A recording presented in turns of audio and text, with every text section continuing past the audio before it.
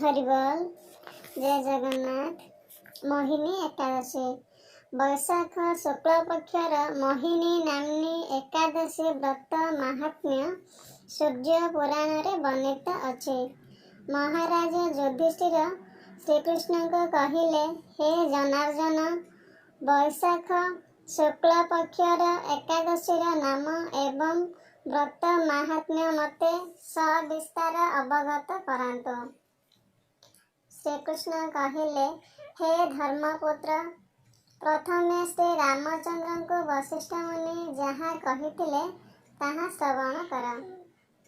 श्री रामचंद्र मुनिवर वशिष्ठ को कहिले, हे मुनिवर, मु जनक नंदिनी सीतांकर विरहरे बहु दुख पाउअछि। आपण कृपा करी मते एपरि कौनसी एक व्रतर कथा कहंतु, जହାର पालन रे जीवर समस्त पाप व दुख निवृत्त हो जाए। ताहा सुनी गुरुदेव श्री वशिष्ठ कहिले, हे राम, आपणक बुद्धि श्रद्धायुक्त, आपण अति उत्तम प्रश्न करिअछन्ति। आपणक परम मंगलमय नाम ग्रहण रे और स्मरण रे मनुष्य पवित्र हो जाए, समस्त मंगलर अधिकारी होइथाए। तथापि लोकहित कामना रे आपणଙ୍କୁ मु गोटिए उत्तम व्रतर कथा कहूअछि। हे राम, वैशाख शुक्ल पक्षर एकादशी मोहिनी नाम रे प्रसिद्धा। एही एकादशी व्रतोत्तम पालन रे मनुष्यर समस्त पाप, समस्त दुख, समस्त मोहजाल निवृत्त हो जाए। एहार परम पुण्यदायिनी शुभ कथा मु आपणଙ୍କୁ कहूअछि। आपण एकाग्र चित्तरे श्रवण करंतु।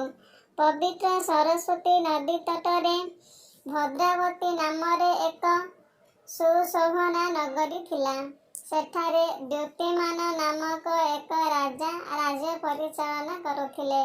हे राम, हे धैर्यशील, एही सत्य प्रतिज्ञ नरपति चंद्रवंश रे उत्पन्न होइथिले। एही नगरी रे धन्य धान रे महासमृद्धिशाली एक धर्मात्मा पुण्यवान विष्णु भक्त वैश्य वास करुथिले। ताहांकर नाम थिला धनपाल। एही महात्मा लोक हित लागि नगर रे बहु जलछत्र, अन्नछत्र, पांथ निवास वा धर्मशाला, सुपेय सुस्निग्ध पानीय जलपूर्ण कूप, स्वच्छ सरोवर, पुष्पोद्यान, फलोद्यान, प्रशस्त सरणी, दातव्य, चिकित्सालय, पण्य वीथिका, विद्यालय, श्री विष्णु मंदिर प्रभृति निर्माण करी अर्थर प्रकृत सद्व्यवहार द्वारा तांकर नामर सार्थकता संपादन करथिले। परहितव्रती शांत स्वभाव द्वारा तांकर नाम परहितव्रती शांत स्वभाव विष्णु भक्ति परायण एही पुण्यात्मा वैश्यंकर समान द्युतिमान, मेधावी, सुकृति एवं धृष्ट बुद्धि नामक 5टी पुत्र थिले। तन्मध्यरे पंचम पुत्र धृष्टबुद्धि महापापरे थाए। से अत्यंत दुष्ट प्रकृति, असत्संगरत, असती, बार नारी, द्रुत क्रीड़ा और आसव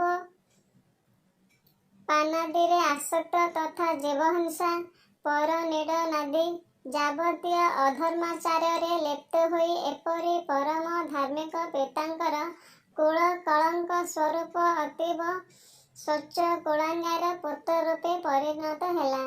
देवता, अतिथि, वृद्ध, पितृपुरुष और ब्राह्मण मानंकु से तिळे मात्र सम्मान करे नाही।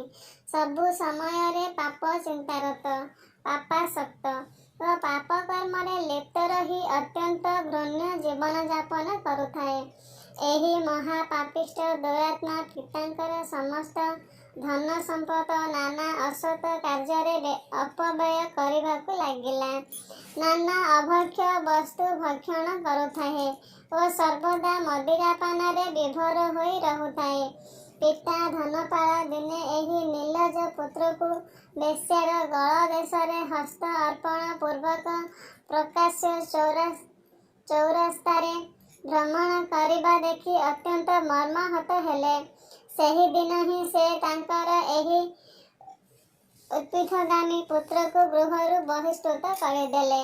ପିତୃମାତୃ ସ୍ନେହ, ଭାତୃ ସ୍ନେହ, ଆତ୍ମୀୟ ସ୍ୱଜନ, ବନ୍ଧୁ ବାନ୍ଧବ ସକଳ ସ୍ନେହରୁ ସେ ବଞ୍ଚିତ ହେଲା। ଜାତିଚ୍ୟୁତ, ସମାଜଚ୍ୟୁତ, ଅପାଂକ୍ତେୟ ହୋଇ ସ୍ୱଜନ ସମାଜରେ ସେ ଅତ୍ୟନ୍ତ ଘୃଣିତ ହୋଇ ପଡ଼ିଲା। ପିତୃଗୃହରୁ ବହିଷ୍କୃତ ହୋଇ ସେ କିଛି ଦିନ ପର୍ଯ୍ୟନ୍ତ ନିଜ ବ୍ୟବହାର୍ଯ୍ୟ ବସ୍ତ୍ର ଅଳଙ୍କାରାଦି ବିକ୍ରୟ କରି ତଦ୍ବଧ ଅର୍ଥ ଦ୍ୱାରା ତାହାର ପାପ ପ୍ରବୃତ୍ତିକୁ ଚରିତାର୍ଥ କରିବାକୁ ଲାଗିଲା। କିନ୍ତୁ ତାହା ମଧ୍ୟ ଶେଷ ହେବାରୁ କ୍ରମଶଃ ଧନ ଅଭାବରେ ଅର୍ଥାତ୍ ଯଥୋଚିତ ଖାଦ୍ୟାଦିରେ ଅଭାବ ଯୋଗୁଁ ତାହାର ଶରୀର ଅତ୍ୟନ୍ତ ଜୀର୍ଣ୍ଣଶୀର୍ଣ୍ଣ ହୋଇଗଲା। ତାହାକୁ ଧନହୀନ ଦେଖି କପଟ ପ୍ରଣୟ ପ୍ରଦର୍ଶନକାରିଣୀ ବାର ବନିତା ଓ ତଥାକଥିତ ବନ୍ଧୁ ବୃନ୍ଦଗଣ ମଧ୍ୟ ନାନା ଛଳରେ ନିନ୍ଦା କରି କରି ତାହାକୁ ତ୍ୟାଗ କଲେ। ବର୍ତ୍ତମାନ ଅନ୍ନ ବସ୍ତ୍ର ବିହୀନ, ଅତ୍ୟନ୍ତ କ୍ଷୁଧା, ପ୍ରପୀଡ଼ିତ ଧୃଷ୍ଟବୁଦ୍ଧି ଚିନ୍ତା କରିବାକୁ ଲାଗିଲା, ମୁଁ ବର୍ତ୍ତମାନ କ'ଣ କରିବି? କେଉଁଠାକୁ ଯିବି? କି ଉପାୟ ଅବଲମ୍ବନ କଲେ ମୋର ଜୀବନ ରକ୍ଷା କରି ହେବ? ଏହିପରି ନାନା ଚିନ୍ତା ପରେ ସେ ସ୍ଥିର କଲା, ଚର୍ଯ୍ୟବୃତ୍ତି ଅବଲମ୍ବନ ବ୍ୟତୀତ ତାହାର ଆଉ ଗତ୍ୟନ୍ତର ନାହିଁ। ସେତେବେଳେ ସେ ଚୋରି କରିବା ଅଭିପ୍ରାୟରେ ନଗରର ଚତୁର୍ଦିଗରେ ଘୂରିବାକୁ ଲାଗିଲା। ବେଳେ ବେଳେ ରାଜାଙ୍କର ସିପାହୀ ତାକୁ ଧରନ୍ତି, କିନ୍ତୁ ତାହାର ପିତାଙ୍କର ମହତ ଚିନ୍ତା କରି ପୁଣି ଛାଡ଼ି ଦିଅନ୍ତି। ଏହିପରି କେତେଥର ଛାଡ଼ ପାଇବା ପରେ ଥରେ ବିଶେଷ ଏକ ଚର୍ଯ୍ୟାପରାଧ ବଶତଃ ସେ ଶୃଙ୍ଖଳାବଦ୍ଧ ହେଲା। ରାଜା ତାକୁ କଠୋର ଶାସ୍ତି ପ୍ରଦାନ କରି କହିଲେ, ଆରେ ଦୁରାଚାର, ମୂଢ଼ ମତେ, ତୋ ଭଳି ମହାପାପାଚାରୀ ବ୍ୟକ୍ତି ପକ୍ଷରେ ଏ ରାଜ୍ୟର ଚତୁଃସୀମା ମଧ୍ୟରେ ରହିବା ଉପଯୁକ୍ତ ନୁହେଁ। ତୋତେ ଶୃଙ୍ଖଳ ମୁକ୍ତ କରି ଦେଉଛି। ତୁ ଅବିଳମ୍ବେ ବର୍ତ୍ତମାନ ହିଁ ଏହି ରାଜ୍ୟ ପରିତ୍ୟାଗ କରି ଯେଉଁଠାକୁ ଇଚ୍ଛା ସେଠାକୁ ଚାଲିଯାଅ। ସେତେବେଳେ ଧୃଷ୍ଟବୁଦ୍ଧି ପୁନର୍ବାର ଶାସ୍ତି ପାଇବା ଭୟରେ ଭୀତ ହୋଇ ସେହି ଦେଶ ପରିତ୍ୟାଗ ପୂର୍ବକ ସେଠାରୁ ବହୁ ଦୂରରେ ଅବସ୍ଥିତ ଏକ ଗଭୀର ଜଙ୍ଗଲରେ ପ୍ରବେଶ କଲା। ସେଠାରେ କ୍ଷୁଧା ତୃଷ୍ଣାରେ ଅତ୍ୟନ୍ତ କାତର ହୋଇ ସେ ଭକ୍ଷ ନିର୍ବିଶେଷରେ ନାନା ପଶୁପକ୍ଷୀ ହତ୍ୟା କରି ସେମାନଙ୍କର କଞ୍ଚା ମାଂସ ଭକ୍ଷଣ ଦ୍ୱାରା ଜୀବନ ଧାରଣ କରିବାକୁ ଲାଗିଲା। ବ୍ୟାଧତୁଲ୍ୟ ହସ୍ତରେ ଧନୁର୍ବାଣ ଧାରଣ କରି ସେ ବନାନ୍ତରରେ ନିରନ୍ତର ଜୀବହିଂସା କରି ବୁଲିଲା। ଏହିପରି ପାପାନୁଷ୍ଠାନରତ ସେହି ଦୁଷ୍ଟ ବୁଦ୍ଧିର କିଛି କାଳ ଗତ ହେବା ପରେ କୌଣସି ପୂର୍ବ ପୁଣ୍ୟ ପ୍ରଭାବରେ ସେ ଯଦୁଚ୍ଛାକର୍ମେ ଘୂରି ଘୂରି ମହାତପସ୍ୱୀ କୌଣ୍ଡିନ୍ୟ ମୁନିଙ୍କର ଆଶ୍ରମରେ ଉପସ୍ଥିତ ହେଲା। ବୈଶାଖ ମାସ ଗଙ୍ଗା ସ୍ନାନ ସମାପନାନ୍ତେ ମୁନିବର କୌଣ୍ଡିନ୍ୟ ଆଶ୍ରମକୁ ପ୍ରତ୍ୟାବର୍ତ୍ତନ କରୁଥିଲେ। ଏହି ସମୟରେ ଦୁଃଖ ଶୋକ ପ୍ରପୀଡ଼ିତ ଦୁଷ୍ଟବୁଦ୍ଧି ଦୈତ୍ୟକ୍ରମେ ମୁନିଙ୍କର ବସ୍ତ୍ର ବିଗଳିତ ଏକ ବିନ୍ଦୁ ଜଳ ସ୍ପର୍ଶ କରିବା ମାତ୍ରେ ସମସ୍ତ ପାପ ରହିତ ହୋଇଗଲା। ସେ ଅତ୍ୟନ୍ତ କାତର ହୋଇ ଶ୍ରୀ କୌଣ୍ଡିନ୍ୟ ମୁନିଙ୍କୁ କହିଲା, ହେ ବ୍ରହ୍ମନ୍, ମୋତେ ଏପରି କୌଣସି ଉତ୍ତମ ପ୍ରାୟଶ୍ଚିତ୍ତର କଥା କୁହନ୍ତୁ, ଯାହା ମୋ ଭଳି ମହାଦୁରାଚାର ପାପିଷ୍ଠ ପକ୍ଷରେ ମଧ୍ୟ ବିନା ଯତ୍ନରେ ସମ୍ପାଦନ କରିବା ସମ୍ଭବ ହୋଇପାରେ।